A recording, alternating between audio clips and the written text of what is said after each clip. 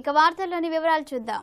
నర్సీపట్నంకు చెందిన గండికోట రమణ లక్ష్మికి ముగ్గురు అమ్మాయిలు. రెండవ కుమార్తె రూపశ్రీ కొమ్మాది చైతన్య ఇంజనీరింగ్ మరియు పాలిటెక్నిక్ కాలేజీలో ఫస్ట్ ఇయర్ డిప్లొమా చదువుతుంది. గురువారం రాత్రి 4 అంతస్తుల హాస్టల్ భవనంపై నుండి కిందికి దూకినట్లు సమాచారం.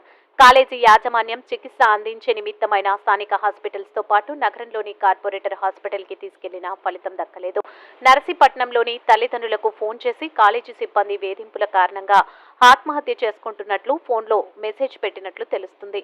తల్లిదండ్రులు 100కి ఫోన్ చేయడంతో స్థానిక పోలీసులు అప్రమత్తమై సంఘటన స్థలానికి చేరుకున్నప్పటికీ విషయం చేయి దాటిపోయింది. స్థానిక కాలేజీ సిబ్బంది కథనం ప్రకారం వివరాలు ఇలా ఉంటే అసలు ఆత్మహత్య, హత్య అన్న కోణంలో పాలెం పోలీసులు దర్యాప్తు ప్రారంభించారు. నర్సీపట్నం నుండి వచ్చిన తల్లిదండ్రుల ఫిర్యాదు మేరకు పోలీసులు తదుపరి విచారణ జరుపుతున్నారు.